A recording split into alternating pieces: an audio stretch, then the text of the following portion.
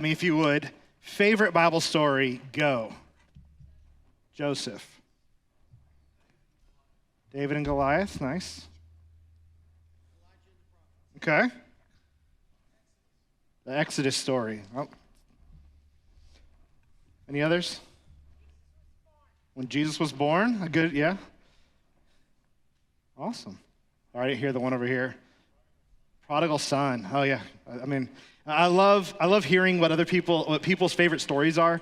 Not that I'm like psychologically evaluating you based off of that, but no, I'm kidding. I love hearing people's stories because it reminds me that the Bible is a beautiful book. A beautiful book in a way that it speaks to us on so many different levels, in so many different moments, at so many different countries and ethnicities and cultures across all humanity in our specific place. And I think the reason that happens is because God's desire is not that just we would know the Bible, but that we would actually know him through it, right? And so I love that. One of my favorite stories in the Bible is when Peter walks on water. I don't know if you guys have read that recently or you enjoy that story, but I love it because it's this story of this low or high to low to high to low to high, which is just Peter's mentality in general, right? But it's kind of that idea where he has these great moments followed by a failure miserably. That's followed by a great moment and a failure miserably. And I feel like I maybe identify that in some ways, right? And so here's what's going on. Jesus is trying to lay low, right? He's trying to calm down. He's trying to get some much needed R&R, right? And yet the people keep following him. The crowds just keep following him. And finally, he's teaching them and he's like, these people are hungry. And they're like, Jesus, just send them away. We have no food. And he's like, no, I'll take care of it. Right? So he finds 5 loaves and 2 fish, and he feeds 12 to 15, however many thousands of people in that moment. And then there's leftovers, right? It's weird. This is the reverse of our Thanksgiving. You know that, right? We start with tons of food, and there's still tons of leftovers, but either way, right? And so Jesus does this, and then he sends the disciples across the Sea of Galilee, right, by themselves across there, and he's like, I'm going to stay back and rest. So they start heading across, and there becomes a storm that comes up, right? And this storm happens, and they're kind of getting scared, and then they look out, and they see a ghost, right? I think it's hilarious that that's their first thought, was oh, it must be a ghost. Makes sense. And so Jesus calls out to them, and they're no longer afraid, and Peter does something a little bit crazy. He says, if it's you, Jesus, just call me out of the boat. Now, we've read this story enough that we forget that that's crazy, right? Peter's never walked on water. In fact, I couldn't find a place where anyone else in the entire Bible had walked on water, right? There was times where the water parted and people walked through it, but to actually walk on top of the water, this hasn't happened. So it's not like Peter's remember when you did that? Let me do that. This is, maybe I've been a fisherman my whole life, and I've always wanted to walk on water. Here's my chance. I don't know. Either way, Jesus is yeah, sure, come on. Right? And then it says this in Matthew 14:29. I love this. So Peter got out of the boat and walked on the water and came to Jesus. Do you ever read things and you're like, oh, okay. Wait, what? So nonchalantly. So Peter just got out of the boat and walked on the water over to Jesus. No big deal, right? Peter knew who Jesus was. He knew what Jesus could do. He got out of the boat and he walked over there. And then he stands there and he starts looking at the waves. He starts looking at the ocean or the sea that he's in, and he begins to doubt. But he doubts probably himself. He doubts maybe Jesus' power. I don't know what he doubts, but he begins to doubt and he begins to fear, and then he begins to what? He begins to sink. And maybe you've experienced this before. You know in your brain that God's going to show up, he's going to take care of things, but you can't get rid of that feeling that you're just spiritually sinking. As I thought about this, I was thinking, it's been a couple years since we've kind of had a fear-free Thanksgiving. Have you thought about that? The past couple years, Thanksgiving has been a little bit awkward. Whether it's family members coming and not knowing who's sick or not sick or all of these things around, we kind of feel like this Thanksgiving, we can go into it without fear. But God's been with us through all of this. Right? God's been with us through all of this, but fear just tends to help us to forget that God's there, doesn't it? Doubt helps us to forget that his presence is available. And this is the moment that Peter has. He forgets who he was. He begins to sink. And what does Jesus do? He just reaches out his hand and pulls him out of it. Maybe this Thanksgiving, maybe this moment right now, you need to be reminded that spiritually, through the past couple years, you have been sinking. And let's be honest, if you look at the culture of Christianity in America, you are not alone. It's hard to find a person who said, going through COVID was entirely indifferent for me spiritually. There was highs, there was lows, and now I'm just getting out of the mess. But just like Peter, we forget who we are, we forget who Christ is, and we forget that there's a hand at every moment when we feel like we're drowning to pull us out of it. And that's because we forget who God is, we forget who we are. And so we're going to spend some time today talking about who we are, who God says that we are, so that when we go to God and when we think about God, we can be reminded of who we are. All right, and so if you're taking notes, you can write these in the blank. If you don't have to, I'm not going to judge you, I promise. Right, but this is a good thing to be reminded of ourselves as we study and learn about His Word. First of all, we are creatures. Right? I know that's a weird word, right? I don't know if anybody's ever called you a creature. Now your children, on the other hand, are creatures, but you may not be, right? Right, so a creature, what is a creature? A creature is something that is created and given life, right? We often need to be reminded that we were created, right? We forget this. Often we tend to forget that something greater than us put us on the planet, right? And what happens when we forget that is we tend to believe we're bigger and better than we actually are. I love, it's Psalm 139 says this. Let me get there. Psalm 139, 13 through 16 says, "For you formed my inward parts. You knitted me together in my mother's womb. I praise you, for I'm fearfully and wonderfully made. Wonderful are your works. My soul knows it very well." Remember soul, like my whole being knows it well. My frame was not hidden from you when I was being made in secret, intricately woven in the depths of the earth. Your eyes saw my unformed substance. In your book were written, every one of them, the days that were formed for me, when as yet there was none of them. I think about the beauty of that passage, that long before your parents decided to have kids, however they decided, God was forming and thinking about the days to which you would live. That God was intricately weaving you into the person you're going to be. And the reason that I believe we forget this is we often believe our value and our purpose and our identity comes from how we identify and value and purpose ourselves in our world. And what this verse reminds us is your value is intricately woven by your Creator long before you have anything to offer Him. Your identity as a human being was intricately formed long before you showed up on the planet, and your purpose was created long before you were worth anything. You see, God created humanity in His image. In Genesis, it says. And His image is a really interesting word, because for the rest of the Bible, that word is not used in a good way. For the rest of the Bible, it's used as an idol, right? Like a false idol. Right? And so in Exodus 20, we're told not to make false idols. But when you go back to Genesis 1, it says that you are made as an idol. You see, when we're created as idols, what that means is God formed you and created you to bear His image. That when people look at you, they don't see you, they see the Creator. And when we live according to God's purpose, when we identify as human beings that were created by God, when we follow His plan and get value from Him, you know what happens? People look at us and they see a God who is close. They begin to see their purpose and their value, not because they have anything to offer, but because they were created beings. Being an image bearer means that we're understanding that we were created. It helps us remember that there is identity, value, and purpose in everything that we are. Sometimes we tend to believe that our identity is our own creation, that we can make ourselves into who we want to be, right? I love be somebody, right? That's the Houston, right, downtown thing. You are somebody. Long before you ever could be anything, you were something. And that something was a person created with value. When you recognize you are a created being, you recognize your value is intricately and innately given to you by a God who values you. You don't have to earn that. You don't have to be somebody. You just have to be who God tells you you are. You fast forward to the book of Jeremiah. In Jeremiah 1:5, I love this.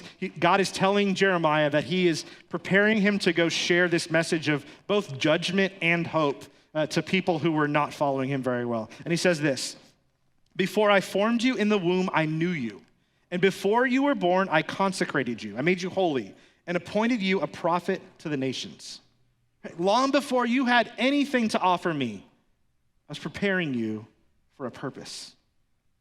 I don't believe that only applies to the prophet Jeremiah. I don't think that only applies to pastors and priests. I think that applies to every human being that was created by God, and that is every human being.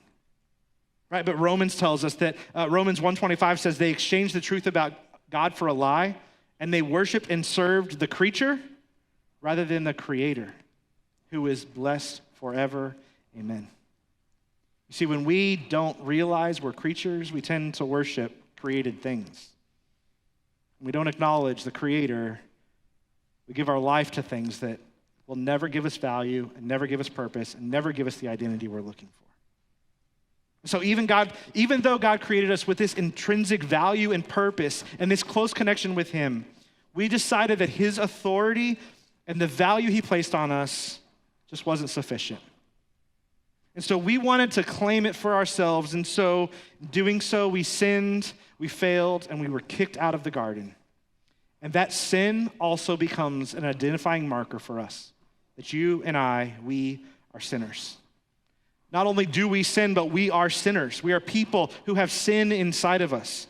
Psalm 51:5, where David is just pouring out his heart to God after he sinned, he says, "Behold, I was brought forth in iniquity, and in sin did my mother conceive me." He recognizes there's just something wrong. And if we're honest with ourselves, we can see that. I mean, sometimes holidays bring it out even a little bit more. You know what sinful people do? They sin. I know, that's profound, right?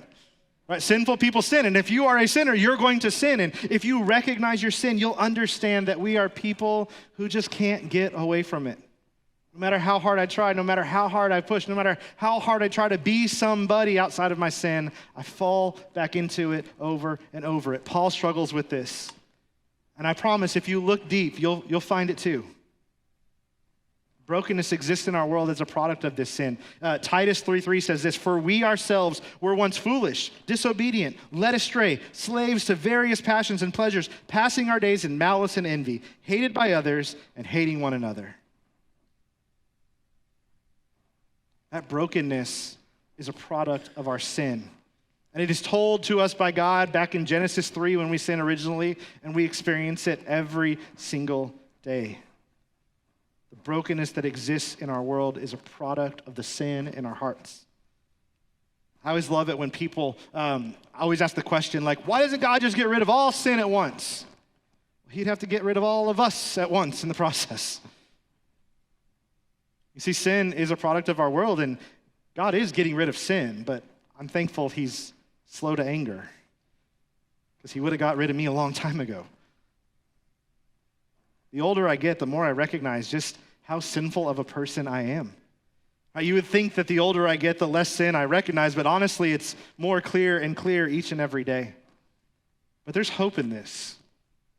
There's hope in our sin, because Tim Keller says this, the gospel says that you are more sinful and flawed than you ever dared believe,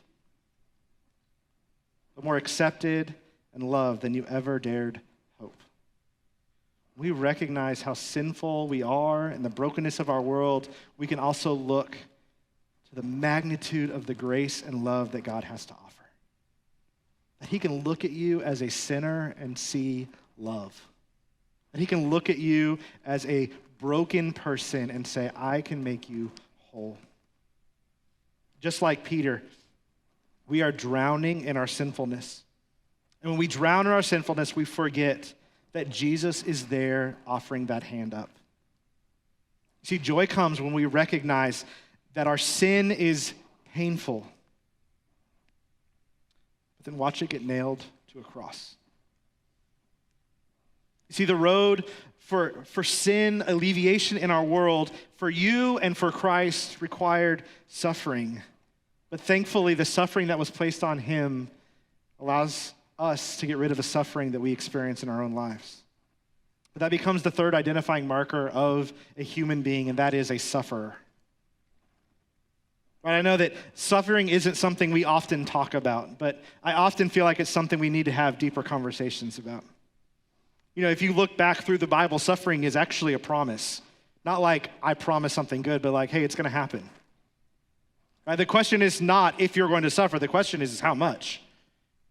And some of you have experienced a good amount of suffering in your life. Some of you maybe have not experienced, but it doesn't matter because suffering exists. Right? Suffering is there. And if you look at our world, if you look at what's happening right now in the world, you can see suffering on so many levels. But suffering is often good for us. Right? I mean, think about pain. Right? Pain is actually really good. Suffering helps us with protection, right? Like if you are putting your hand next to a fire, pain reminds you you're gonna hurt yourself, right? Maybe you experience some type of disconnect in your heart when you're in a relationship that is toxic, and that pain you're feeling is pointing to that it's not right. Something needs to change. Pain can be protection for us, but it can also be transformative. Suffering can actually change us. And if you've ever been around someone who's experienced a good amount of suffering and has suffered well, the amount of joy they have in their heart is toxic. Sorry, I said toxic. Is not toxic. I just lost my word there, right? You want it, right? You can't get away from it. What word am I using? Intoxicating. There you go. That's the word I'm looking for. Thank you. Right? It like spreads to you. Like you want it. Right? You want the joy that they have when they experience the joy from their suffering. Like it's something you want to have because it can transform you like it's transformed them. Romans 5, 3 through 5. Many of you know this verse because we talk about it a lot. 3 through 5 says, not only that, but we rejoice in our sufferings, knowing that suffering produces endurance. And endurance produces character, and character produces hope. And hope does not put us to shame, because God's love has been poured into our hearts through the Holy Spirit who has been given to us. When we experience suffering, we get to stand next to Christ who suffered in our place. Right? We didn't prepare together, but George mentioned Isaiah earlier. Right? Isaiah 53, 3 through 4 says this. He was despised and rejected by men, a man of sorrows and acquainted with grief. Right? He suffered. I just lost my place there, right? Suffered with grief.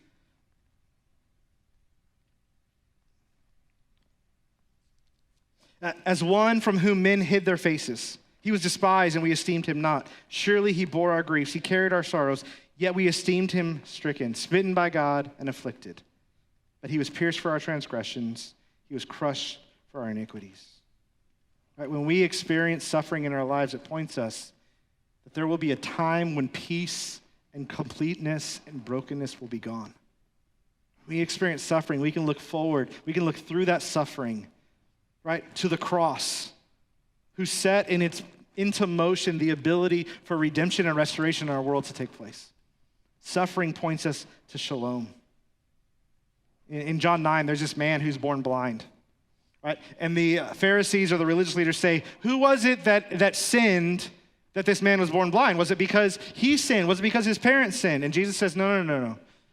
This man is born blind so that God may be glorified. See, suffering points us to a God who is willing to step into brokenness and fix it. And you and I, as sufferers, are called to do the same. When we see brokenness and injustice in our world, we are called to step in and do something to fix it. One of the ways that we do that as a church is we help people who are chronically homeless. People who don't have homes and are trying to get into a situation where they can provide for their family with a safe place for them to live. And so once a quarter, for 1 week, we spend the night at the church and we cook food and we build relationships so that people who are experiencing injustice and suffering have a place to sleep that's warm, food to eat, people that care and love them. And it's coming up in a couple weeks. And if you want to be part of justice being given to these people, then we need you to step up. We need you to spend the night. We need you to cook food. We need you just to show up and love on some people. It's family promise. It's what we do. It's what we do as a church because we believe suffering shouldn't happen. And we believe the answer is Christ. So will you show up and be Christ to these people?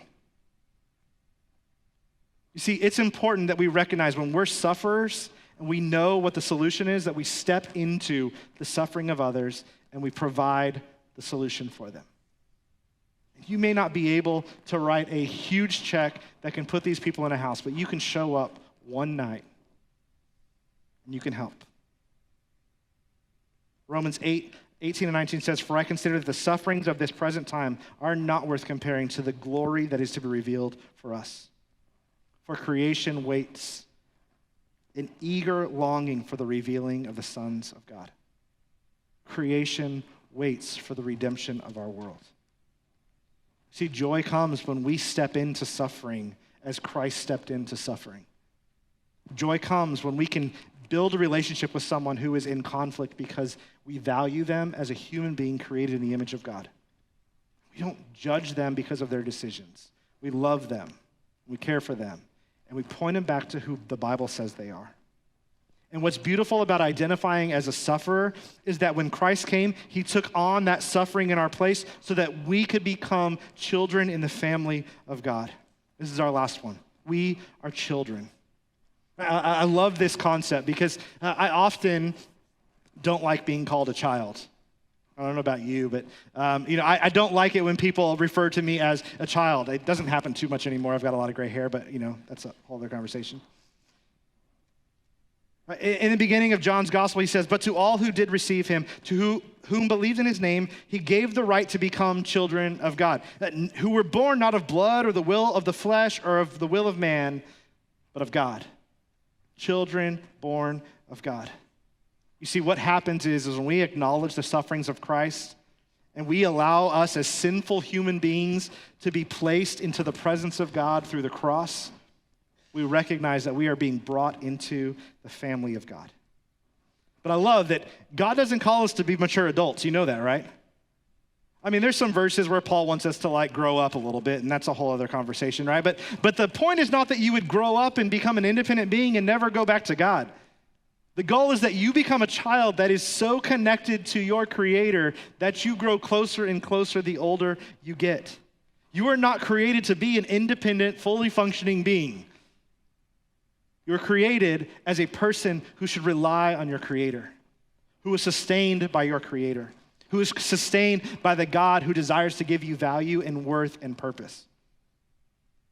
And so we are people who are connected, and that means we're connected to a church.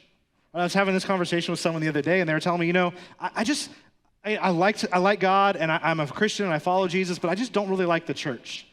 I said, all right. I said, so, you and I, we're good friends, right? He's like, yeah. And I said, I just really don't like your wife. So do you think our relationship would be really good if you and I were friends and I hated your wife? Well, no, not at all. Right? When God gave us the bride of Christ as his church, then we should not be just dependent on God, but we should depend on the church as well. And not just so that we can come and consume things, but we can become part of his body, right? Part of his bride so that we can serve the world and communicate these gospel truths about who we are as human beings to a world that is chasing value and worth and identity in everything other than God. His bride is uniquely set up to do this when nothing else really can. And so if this is your first time at Bay Area, this is something we will call you to do until you leave. That a deeper connection to his bride is what we desire. Just because you're supposed to grow as a follower of Jesus doesn't mean you're meant to outgrow being a child. Paul writes in Colossians 1 that you are to walk in a manner worthy of the Lord, fully pleasing to him, bearing fruit in every good work and increasing in the knowledge of God, being strengthened with all power according to his glorious might. For all endurance and patience with joy, giving thanks to the Father who has qualified you, listen, to share in the inheritance of the saints in light. And not only are you called to be a child, but you are given the inheritance like you're a firstborn. Like every other person that calls themselves a believer as the bride of Christ gets to inheritance this beautiful picture of the presence of God in our midst. He has delivered us from the dominion of darkness, and he has transferred us. He's adopted us. He's connected us to the kingdom of his beloved Son, in whom we have redemption, the forgiveness of sins. You see, all this comes together as a child when we recognize that we are a created being who chose sin, experienced suffering, and made a child. There is joy that comes when you recognize your dependence on the presence of God. And so this week, whether it's Thanksgiving or just your regular work week, you may find yourself in a situation where you're going to forget who you are. You're going to forget that you are a created being who gets value given to you by God, and you're going to look for value in other things. And you may remember the brokenness that exists in your family when you show up to Thanksgiving dinner and you have that crazy uncle who loves talking about conspiracy theories, who was also created in the image of God. Or maybe the thought of Thanksgiving dinner with your family brings up so much brokenness and pain in your life because of what's happened to you that you forget that there's a God who's willing to walk through suffering and brokenness with you. And that God can bring healing. And that God can take chaos and turn it into order. And he can do that in a storm, and he can do that in your heart, and he can do that in your family's heart as well. You need to remember who you are. You are a creature created in the image of your Creator to represent his love and grace and justice to a world that desperately needs it. You're a sinner who understands the brokenness that exists in your own heart. You're a sufferer who can draw into a deeper understanding of God's grace and mercy through your suffering, who can point others to Christ through the joy you have as you experience these sufferings. Lastly, you are a child, adopted into the family of God, not because you deserve it, but because Christ suffered at the hands of humans for you to be brought into his family. Remember who you are. I want to leave you with Psalm 32. And actually, what I love to do is I want to pray this over you. And so if you would stand up, and the band's going to kind of make their way up here, but I want to pray Psalm 32, the last couple verses of that over you. Because when we recognize who we are, we recognize who we serve, there is joy in the presence of God. Right? And we're going to sing about that. But before that, I want to pray this over you. Many are the sorrows of the wicked, but steadfast love surrounds the one who trusts in the Lord. Be glad in the Lord and rejoice, O righteous, and shout for joy, all you upright in heart. Amen.